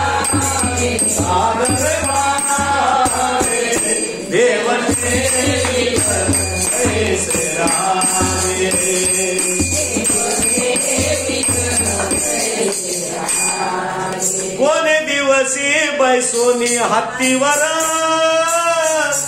कोणे दिवशी पालखी सुभेदार, कोणे दिवशी पायाचा चाकर चालत जावे. रोजच गाडी कशाला पाहिजे होय, चालत जावे. देव ठेवील तैसे, कोणे दिवशी बैसोनी आचमन, कोणे दिवशी घरात नाही धान्य, कोणे दिवशी द्रव्याची साठवण, कोठे साठवावे, कोठे साठवावे. देव ठेवील, कोणे दिवशी होईल श्री गुरु कृपा, गुरुपौर्णिमा आज, कोणे दिवशी होईल श्री गुरु कृपा, कोणे दिवशी चुकती जन्म मरण खेपा, कोणे दिवशी सावत्याच्या बापा दर्शन द्यावे, दर्शन द्यावे. देव ठेवील तैसे राहावे, देव ठेवील तैसे राहावे. हे सुदामजीचं चरित्र आहे. 7 लेकर आहेत, 8 दिवस झाले उपाशी आहेत, पण बिलकुल तक्रार नाही लेकराची बरं का. गरिबी असू द्या पण स्वाभिमान सोडला नाही पाहिजे. गरीब काय होईल, हा खेळ असतो. गरिबी श्रीमंती हे काय नसतं. श्रीमंती सुद्धा दुपारची सावली असते. राजाचा रंग कधी भिकारी होईल काही सांगता येतं का. निमित्ताला कारण असतं. संपत्ती जायला जास्त वेळ लागत नाही. कित्येक लोक आपण बघितले, आपण म्हणतो ना यांच्याकडे खूप होतो महाराज, आता काहीच नाही. कारण ह्या दैवाचा खेळ आहे सगळा. हे कळत नाही कधी जाईल ते सांगता येईल का, सांगता येत नाही. म्हणून आहे त्या परिस्थितीमध्ये जगलं पाहिजे. आज मिळतंय म्हणून उकंड्यावर टाकून देणं चुकीचं आहे. चुकीचं आहे का नाही. चटणी भाकर खात असताना सुद्धा प्रेमानं खाल्ली पाहिजे. आज गुलाबजामुन भेटतो तरी आम्ही प्रेमानं खाल्ला पाहिजे, कारण भगवंतानी मला दिले. भजून खाल्लं पाहिजे, माजून खाल्ल्यापेक्षा. कसं खाल्लं पाहिजे, भजून खाल्लं पाहिजे. शिळी भाकरी का असना शान खाल्ली पाहिजे. मस्त पंखा लावायचा, कूलर लावायचा, शिळी भाकरी का असना पण शान खायची. मी आज मस्त जेवायला, आनंद घ्यायचा. प्रत्येक गोष्टीमध्ये आनंद घेतला पाहिजे. ही जगण्याची कला आहे. 8 दिवस झाले लेकराच्या पोटात अन्नाचा कण नाही. एक दिवशी आईजवळ गेले लेकर, आईच्या साडीचा पदर, आई काय उपाशीच जगावं लागतं का. लेकरांनी प्रश्न विचारला, काय उपाशी जगावं लागतं. तुम्हाला सांगतो, आमच्या जीवनामध्ये आमच्या आई वडिलांनी कष्ट केले म्हणून आम्हाला सोन्याचे दिवस पाहायला मिळाले. लक्षात ठेवा, प्रत्येक जण गरिबीतून पुढे आलेला आहे. असा एकटे नाही, हे पहिल्यापासून श्रीमंत आहे. प्रत्येकाने कष्ट केले आणि काही माणसं कष्ट करतात. अजूनही लोक सांगतात, आम्ही सांगतो की आम्हाला चटणीवर घ्यायला तेल नव्हतं, पाणी टाकून भुर्की खाल्ली आम्ही भाकरीला. कोणाचे उपकार येते, आमच्या आई वडिलांचे उपकार आहे. त्यांनी आमच्यासाठी कष्ट केले, आयुष्यभर झटले, म्हणून सोन्याचा दिवस आज आम्हाला पाहायला मिळाला. जर त्यांनी कष्ट केले नसते तर आम्हाला चांगले दिवस पाहायला मिळाले असते का. नाही, ही आमच्या लेकरांची भावना असली पाहिजे आणि आमची सुद्धा भावना असली पाहिजे. कारण प्रत्येक जण श्रीमंत नसतो. लक्षात ठेवा, परिस्थितीतून प्रत्येकाला जावं लागत असतं, संघर्ष करावा लागतो. अनेक माता मावल्या अशा आहेत की त्या सांगतात की आम्ही कसे कसे दिवस काढले, कसे कसे नाही, आम्हाला माहीत. आज सोन्याचा घास मिळालाय, ही सगळी गुरुची कृपा आहे आणि आई वडिलांची पुण्याई आहे. आमच्या हातात काय हो, मी करील म्हणल्याने काही नसतं होत. माणसाचं काही खरं नसतं. मी म्हणणारे किती आले किती गेले, संपले सगळे, होत नाही. आमच्या आई वडिलाचे आम्ही उपकार विसरले नाही पाहिजे. एक परता तीर्थयात्रा नाही केली तरी चालेल. देव भेटेल तुझला आपल्या घरी, आई वडिलाच्या पावन चरणावरी. हे आमचं भाग्य लक्षात ठेवा. म्हणून ही सोन्यासारखी म्हातारी माणसं आहेत, तोपर्यंत जपा. एकदा घरातलं म्हातारं गेलं ना तर घर भकास लागत असतं. हे आहेत तोपर्यंत सांभाळा. ही गरजेची माणसं आहेत. होतो थोडा त्रास आम्हाला, पण ही खूप गरजेची माणसं आहेत. एकदा घरातून म्हातारं गेलो तर पुन्हा दिसेल का मला सांगा. दोन गोष्टी माणसाच्या घरात कधी असल्या पाहिजेत, एक लहान लेकरू आणि दुसरं म्हातारं माणूस. तो म्हणतात महाराज लेकरू होईल कसं आहे, पण म्हातारं कुठून आणायचं. जे आहे तेच जपायचं, दुसरं कुठून आणायचं नाही. म्हातारं घरातले माणसं गेल्यावर त्याची किंमत कळत असते की माणूस कसा होता. आम्ही रडतो ना 2-2 महिने, का रडतो? आहे तोपर्यंत विचारलं तर तेवढेच आशीर्वाद तुम्हाला आम्हाला मिळते. जीवनामध्ये फक्त एकच गोष्ट करा, आशीर्वाद मिळवण्याचा प्रयत्न करा. बाकी काही नाही मिळालं तरी चालेल, पण कोणी शाप नाही दिला पाहिजे एवढं लक्षात ठेवा. आईच्या साडीचा पदर धरला. आई उपाशी पोटी जगावं लागतं. आज 8 दिवस झाले अन्नाचा एकही कण नाही पोटामध्ये. तेव्हा 7 लेकरांना जवळ घेतलं. बाळांनो, आपल्यावर परिस्थिती अशी आली, आपण काय करणार? खाला आपल्यावर परिस्थितीच अशी नाही. गाई पोटामध्ये आग होते का? काहीतरी दे ना. आज 8 दिवस झाले उपाशी. गाई 8 दिवस झाले उपाशी. तेलावर पीठ होतं, त्या पिठाचं पाणी केलं आणि दूध म्हणून लेकरांना पाजलं आणि सांगितलं, लेकरांनो आज एकादशी, दूध प्या. सुदामजीच्या लेकरांना दूध कसं असतं हेही माहित नाही. दुधाचाही कधी अभ्यास नाही, दूधही माहित नाही कसे. त्या लेकरांनी उडी मारून ते पाण्याचं पिठाचं दूध पिलं. बाहेर खेळायला गेले, आपसामध्ये मित्र भेटले. आज तू काय खाल्लंस, तू काय खाल्लंस? त्या सुदामजीच्या मुलांनी सांगितलं, आज एकादशी होती, आम्ही फक्त दूध पिलं. तेव्हा श्रीमंताच्या मुलानं सांगितलं, अरे एकादशी तर 2 दिवसापूर्वीच येऊन गेली, आज कसली एकादशी? त्यावेळेस मुलं पळत पळत गेले आईकडे. आई आमच्याशी खोटं बोललीस नाही का? आमच्याशी खोटं बोललीस? अजून 8 दिवस उपाशी ठेव आई, आमची तयारी आहे, पण आमच्याशी खोटं बोलू नकोस आई, आमच्याशी खोटं बोलू नकोस. तेव्हा सगळ्या मुलांना जवळ घेतलं, सांगितलं, बाळांनो एकादशीची आमच्यावर एवढी कृपा आहे की 8 दिवसातून 6 दिवस एकादशी बाळांनो आपल्याच घरी असते रे. 6 दिवस आपल्याच घरी असते. लेकरं शांत बसले. आई आता त्रास नाही देणार, बरं आता त्रास नाही देणार, आता बिलकुल त्रास नाही देणार. मग काही दिवसानं 4 भाकरीचं पीठ आलं. खाणारे जीव 9 आहेत. 7 लेकरं आणि हे दोघं नवरा बायको. 4 भाकरी झाल्या. अर्धी भाकरी लेकरांना खायला दिली, अर्धीच भाकरी उरली आणि 2 जीव खाणार आहेत नवरा बायको. पण नवऱ्याच्या पात्रामध्ये अर्धी भाकरी टाकली. सुदामजीनं आज कितीतरी दिवसानंतर तुकडा मोडला, तोंडापर्यंत घासलेला. आणि मग लक्षात आलं आपली बायको सुद्धा उपाशी असेल. त्यावेळेस सुशीलला विचारलं, का ग तुझं जेवण झालं का? नवऱ्याच्या पोटात अर्धी भाकरी जावी म्हणून आज पहिल्यांदा बायको खोटं बोलते. म्हणाली, मी लेकरासोबत खाऊन घेतलं हो, तुम्ही खाऊन घ्या. पण सुदामजीला माहित होतं माझी पत्नी माझ्या अगोदर एकही घास खाणार नाही, एकही घास खाणार नाही. अर्ध्या भाकरीची कोरकोर भाकरी केली आणि पत्नीला खायला दिली. त्यावेळेस पत्नीनं सुदामजीला सांगितलं, हो तुमच्या बालपणीचा मित्र आहे कृष्ण. सुदामजी म्हणले, नाही त्याला मी काही मागणार नाही. अहो मागायला जाऊ नका, कमीत कमी भेटायला तरी जा. तुमच्या दारिद्र्याकडे पाहून काही ना काहीतरी तो नक्की देईल तुम्हाला, काही ना काहीतरी नक्की देईल. सुदामजीने विचार केला, देव आपल्याला बोलवतोय दर्शनासाठी, बरं देवाला काहीतरी दिलं पाहिजे ना. काय होतं सुदामजीच्या घरामध्ये? अहो 3 मूठ पोहे जमा करण्यासाठी 3 घरं फिरावं लागलं, एवढं दारिद्र्य. आणि एका फाटक्या उपरण्यामध्ये बांधलं. काठी टेकवत टेकवत सुदामजी कृष्णाच्या द्वारकेमध्ये पोहोचले. द्वारपालानं अडवलं, कोण आहेस?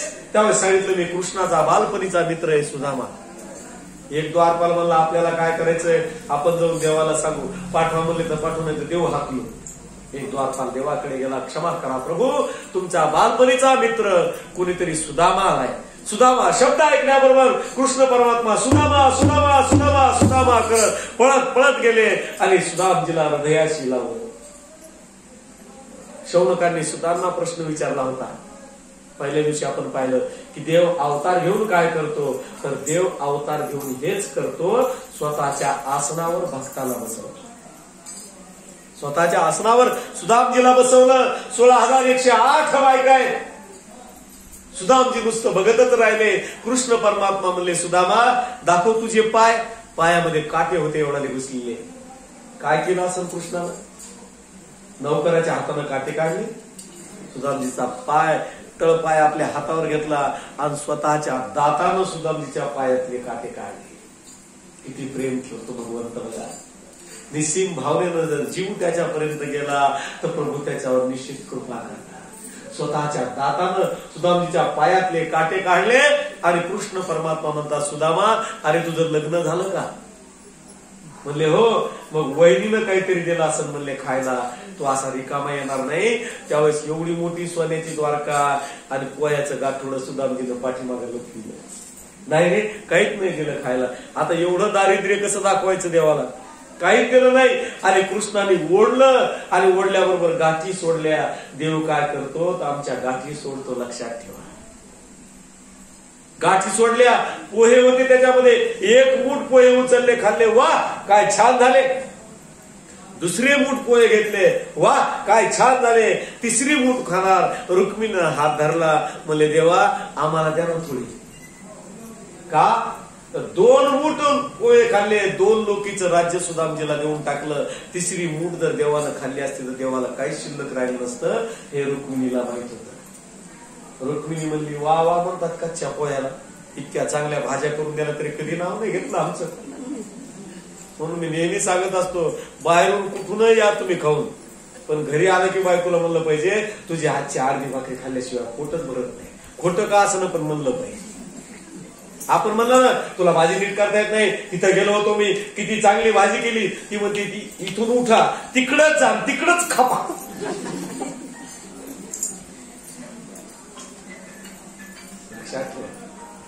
ज्याचा मान त्याला वेळची वेळेला दिला पाहिजे.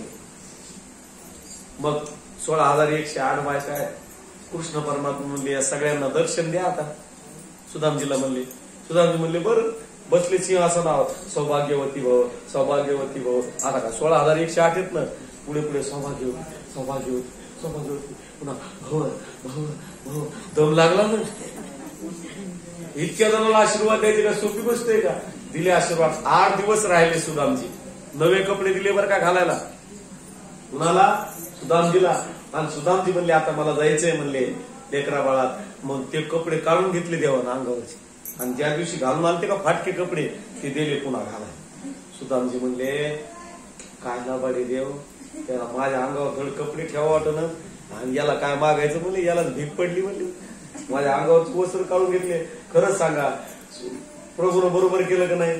कारण याला किती दिलं तर याने रस्त्याने वाटलं असतं का नाही? हे संत नाही, जाता जाता जाऊ घरी जाऊच तर वाटून टाकली सगळ्याला. त्याच्याजवळ कशाला द्यायचं देवाला माहित होतं, माघारी देऊन टाकलं. पण सुदामजी म्हणले तू दिलं नाही ना, मी मागणार नाही, मी तुझाच भक्त आहे, मी सुद्धा मागणार नाही. पण प्रभूनं काही कमी केलं का? नाही केलं. कधी कळतं आम्हाला? त्यावेळेस कळतं. कोणत्या वेळेस? सुदामा ब्राह्मण दुःखे दरिद्रे दिला,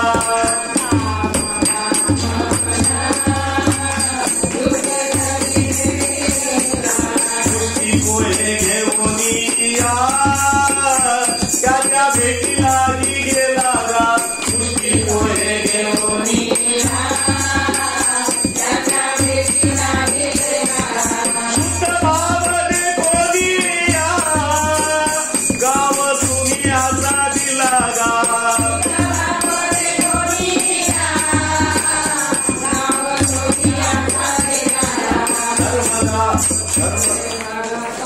विठोबाचा धर्म जागो, त्याचे चरणी लक्ष लागो गा. विठोबाचा धर्म जागो, त्याचे चरणी लक्ष लागो गा. विठोबाचा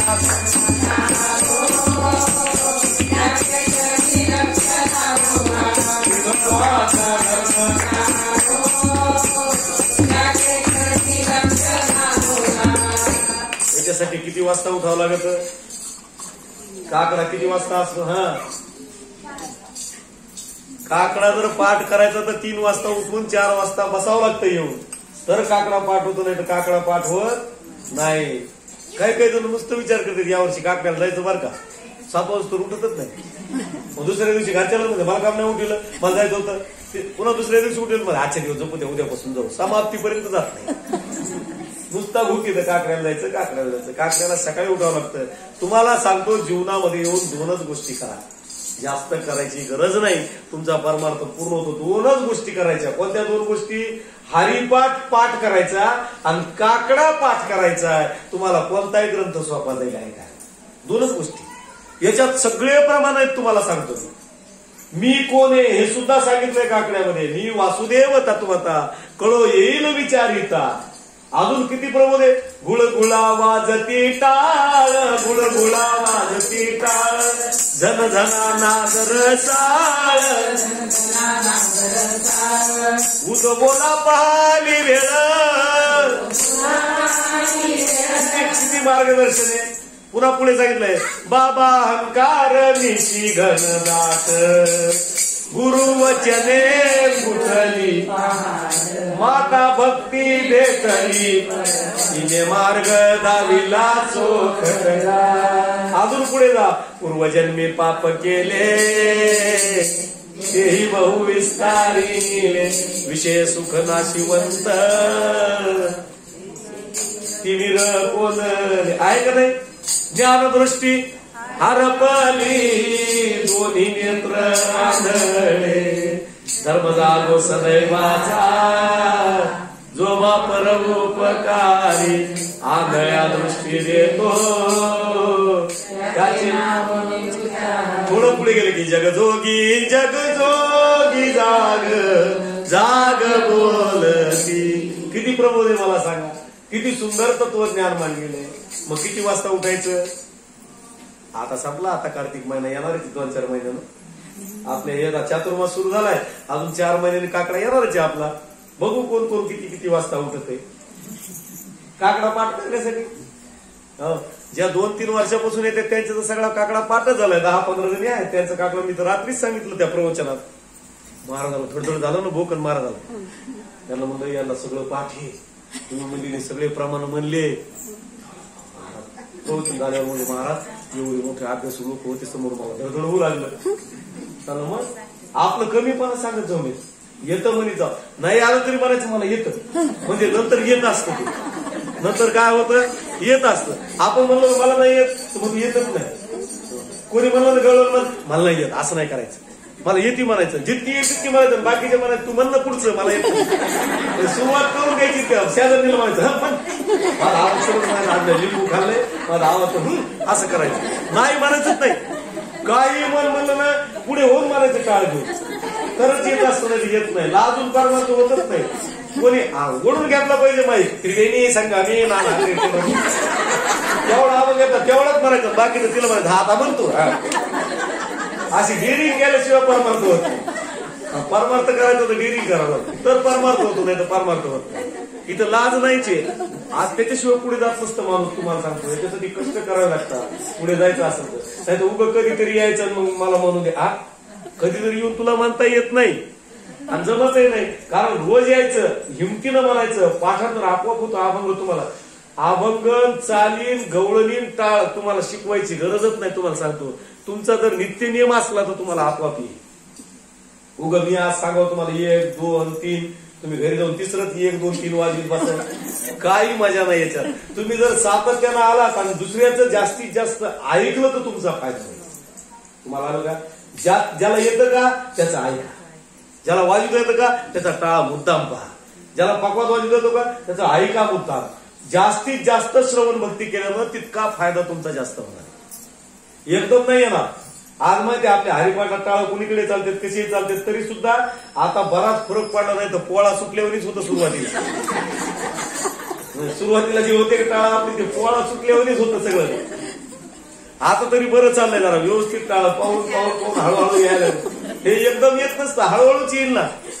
कोणी काही म्हणू द्या आपण धीड झाल्याशिवाय आपला परमार्थ पक्का होणार नाही. लोकांना किती नाव ठेवू द्या काही देणं घेणं नाही. लोकांचा सगळा जन्म नाव ठेवण्यात गेलेला आहे. त्याला म्हणा तुला किती नाव ठेव तू कर वटवट मी आहे शाबास. असं राहायचं तर आपला परमार्थ पूर्ण होणार नाही. आपल्याला लोक जगू देणार नाही. नाव ठेवणाऱ्याला किती ठेवू द्या आपल्याला त्याच्याशी काही टेन्शन नाही. आपण आपला परमार्थ पूर्ण करायचा. आणि मग सुदामा ब्राह्मण दुःख दारिद्र्य पिलं निघून गेले सुदामजी. आणि ती सोन्याची नगरी बघितली. सुदामजी म्हणले नको पायोजी महिने राम रतन धन पायो.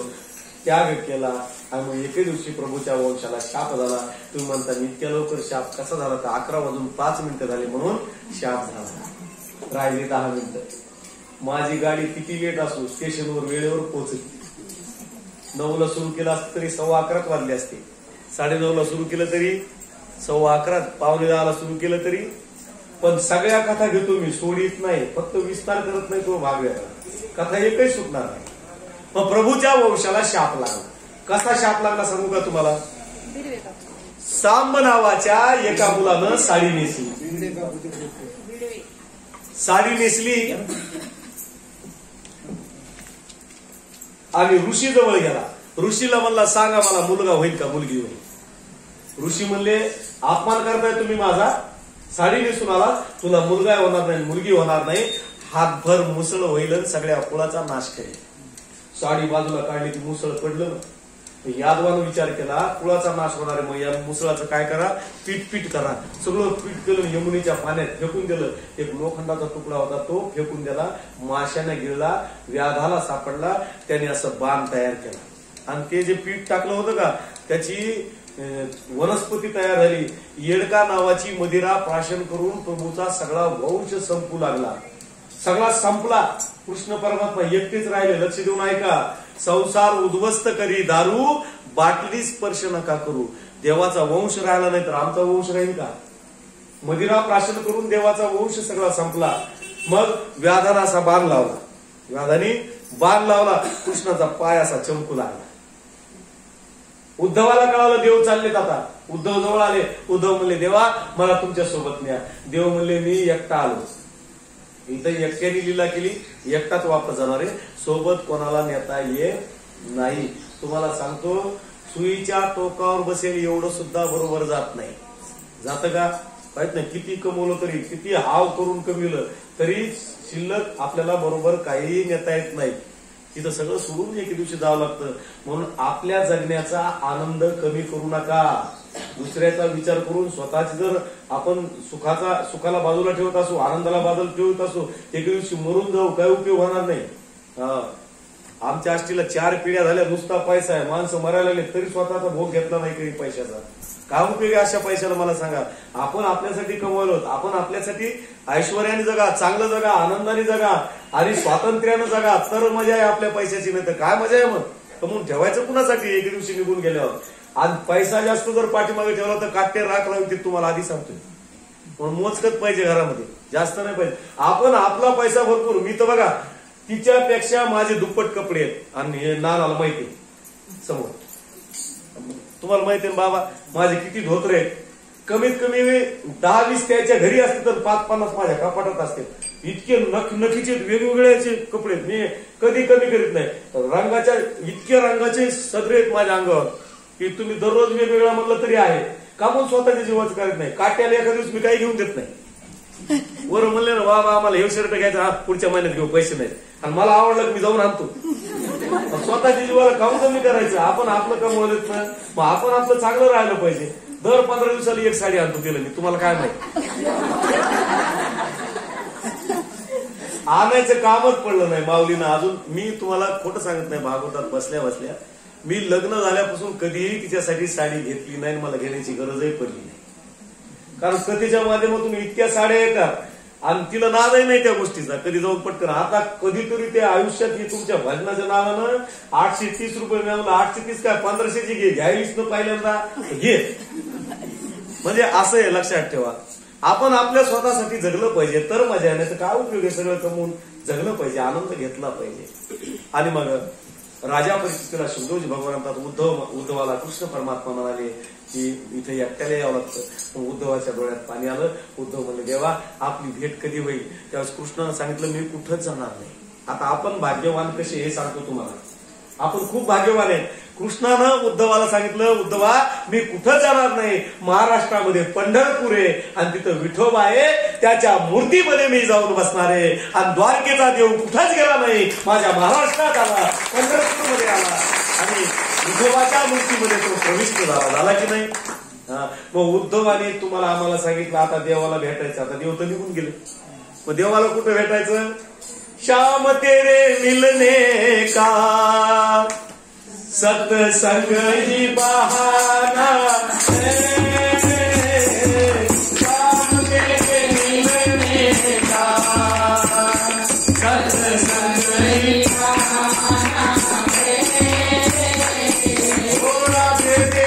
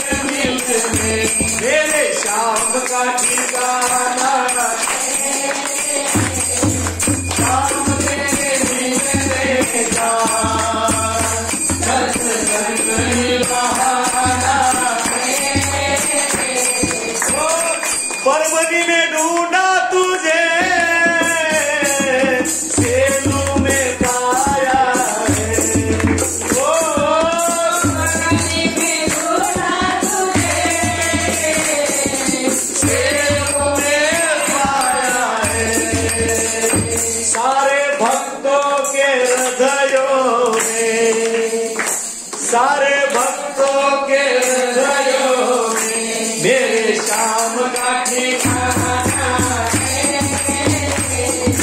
श्याम तेरे बिन देखा सत्संग निभाना है। राधे राधे राधे राधे राधे राधे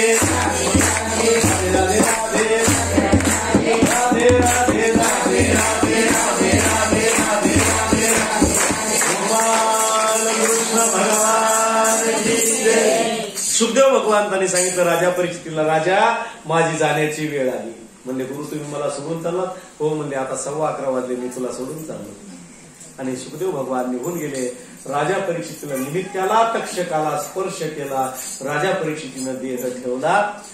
नैमिषारण्याच्या ठिकाणी सुख शौनकांना सांगता तुंगभद्रा नदीच्या किनाऱ्यावर आत्मदेव नावाचा ब्राह्मण आहे, त्याला धुंदुली नावाची पत्नी आहे. सगळं संसारामध्ये फक्त मुलगा आहे. आत्मदेवाला वाईट वाटलं. आत्मदेवाने घराचा त्याग केला.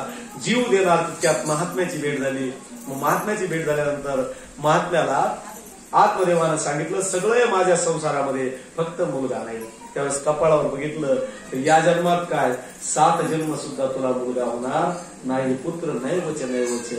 मग आत्मदेव म्हणाले प्रभू तुम्ही महात्म्य आहात, एखादा प्रसाद मला द्या, त्या प्रसादानं माझं भाग्य उदयाला येईल. हाताला पेटले, नाविलाच झाला. एक फळ दिलं आणि आत्मदेवानं फळ दिलं. घरी बायकोला सांगितलं. धुंदुली नावाची पत्नी. धुंदुली म्हणजे बुद्धी. आत्मा मीन्स आत्मदेव. मग बुद्धी तर्क वितर्क करते. ती म्हणली फळं खाल्ल्यानं कुठे लेकरं होत असते का? मग तिची बहीण होती गावात, ती आली म्हणली काळजी करू नकोस, माझ्याकडे लेकराची कमी नाही आणि तुझ्याकडे पैशाची कमी नाही. मी तुला लेकरू देते, त्याच्या बदल्यात मला धन दे. ती म्हणली माझे 4 मुलं मामाच्या गावाला गेलेत, 4 जण कॉलेजमध्ये आहेत, 3 जण शाळेत आहेत, 2 जण अंगणवाडीला आहेत, 2 जण बालवाडीला आहेत आणि दोघांचा पत्ता नाही. एक कड्यावर आहे आणि पुढची तयारी.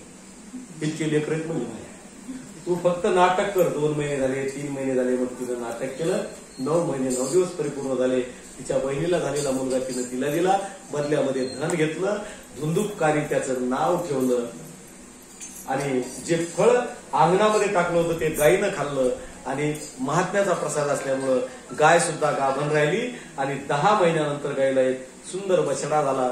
त्याचं नाव गोकर्ण असं ठेवलं. सगळं शरीर मानवाकृती कान गायीचे नाव ठेवलं गोकर्ण. याचं नाव धुंदुपकारी. शास्त्रकारांना सुंदर श्लोक दिला. गोकर्ण पंडित ज्ञानी धुंदुपकारी महातखला. हा पापी निघाला. कारण का तो यांचा मुलगा नव्हताच.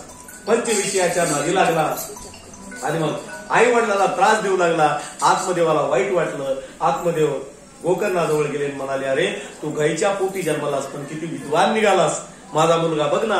त्यावेळेस गोकर्णानं सांगितलं बाबा हा तुमचा मुलगा नाही, मागच्याही जन्मात नव्हता, याही जन्मात नाही आणि पुढच्याही जन्मामध्ये हा तुमचा मुलगा नाही. चला आपण तीर्थयात्रा करायला जाऊ. आणि मग तीर्थयात्रा करायला गेले. मग आई आणि मुलगाच घरी आहे. मग मुलानं आईला त्रास द्यायला सुरुवात केली. इतका त्रास दिला, इतका त्रास दिला, पंचविषयाच्या नादी लागला. शेवटी आईला खूप राग आला आणि रागाच्या भरामध्ये आईने स्वतःचा देहत्याग केला. रागामध्ये कोणता निर्णय घेऊ नये. गीता सांगते आम्हाला क्रोधात भवती समूह, समूहा स्मृतिविभ्रमात, स्मृतिविभ्रमात बुद्धिनाशो, बुद्धिनाशात प्रणश्यती. कारण रागानं बुद्धीचा नाश होत असतो. म्हणून रागात कोणताच निर्णय घेतला नाही पाहिजे. नाहीतर राग आला की आपण काय म्हणतो आयुष्यभर त्याचं तोंड पाहणार नाही. चुकीचा निर्णय. राग शांत झाल्यावर कुठलाही निर्णय घ्यावा. आणि मग आईचा जीव गेला. एके दिवशी 5 वेशानं मिळून त्या धुंदुपकारीला मारून टाकलं. तोंडामध्ये विस्तू टाकला. तडफड तडफड करून याचा देह गेला. गोकर्णाला कळालं.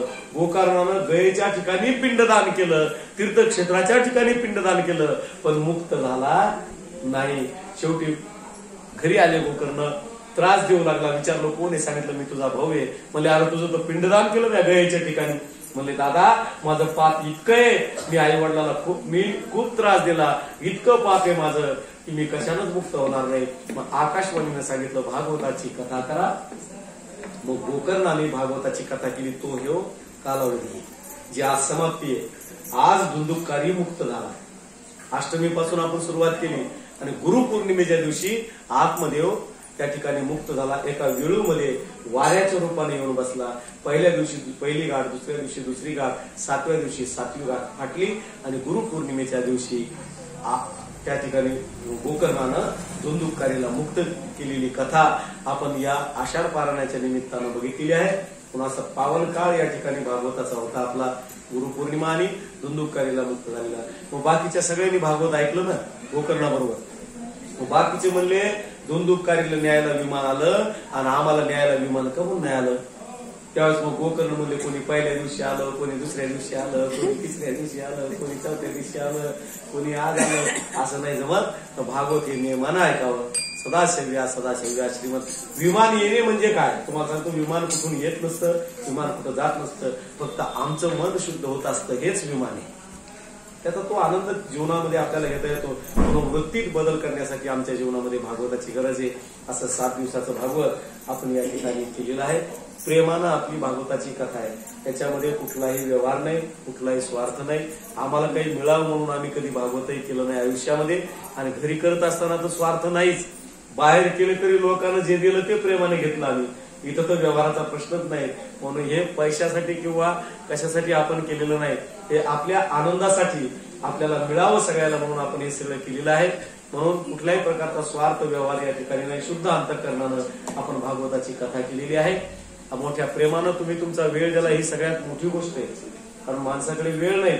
लोक म्हणतात महाराज मरायला सुद्धा वेळ नाही, इथपर्यंत लोक म्हणतात. तरी तुमच्या जीवनातला तुम्ही वेळ काढून 2-2, 2.5 तास या ठिकाणी भागवत ऐकलं.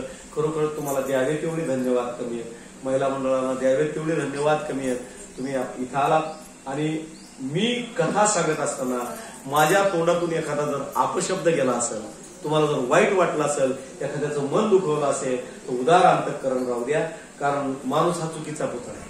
बोलता बोलता एखादा शब्द जाऊ शकतो, गेलाही असेल, पण राग मनात ठेवू नका. कारण मनात ठेवलेला राग माणसाच्या सर्वनाशाला कारण असतो. पटकन माणसाला तिथं टाकून दिलं पाहिजे. माझा स्वभाव तसंच आहे. मला कोणी वाईट जरी बोललं तरी मी मनावर घेत नाही. कारण काय मनावर घ्यायचं, समोर त्याची बुद्धी तितकी आहे, त्याचा अभ्यासच तितका आहे, तर त्याच्या नादी लागून काय उपयोग आहे आपला. म्हणून अशी जरी एखादी चूक जर माझ्या हाताला झाली असेल तर जागेवर तिथं टाकून द्या. माझ्या बुद्धीचा दोष समजून मला या ठिकाणी तुम्ही समजून घ्या. कारण इथं बसून माफी मागणं शक्य नाही, मागता येत नाही. व्यासाची गादी म्हणून माफी नाही मागणार. पण तुमचं हृदय कोमल आहे. तुमच्या हृदयामध्ये या ठिकाणी प्रेम असंच निर्माण राहू द्या. पुनश्च एकदा हात जोडून सगळ्यांनी माझ्या पाठीमागं भागवताचा श्लोक म्हणायचा आहे. मी 3दा हरे नमा म्हणेल, तुम्ही सगळ्यांनी 3दा हरे नमा म्हणायचं. डोळे बंद करायचे आणि हात जोडायचे. जे जिथं असेल त्यांनी प्रत्येकाने आपापल्या जागेवर डोळे बंद करून हात जोडून भागवताचा श्लोक माझ्या पाठीमागं म्हणायचं. नाम संकीर्तनम यस्य सर्व पाप प्रनाशनम प्रणामो दुःख शमन तन्नमामि हरिं परम. हरे नमः हरे नमः हरे नमः. श्रीकृष्णार्पणमस्तु. डोळे उघडा.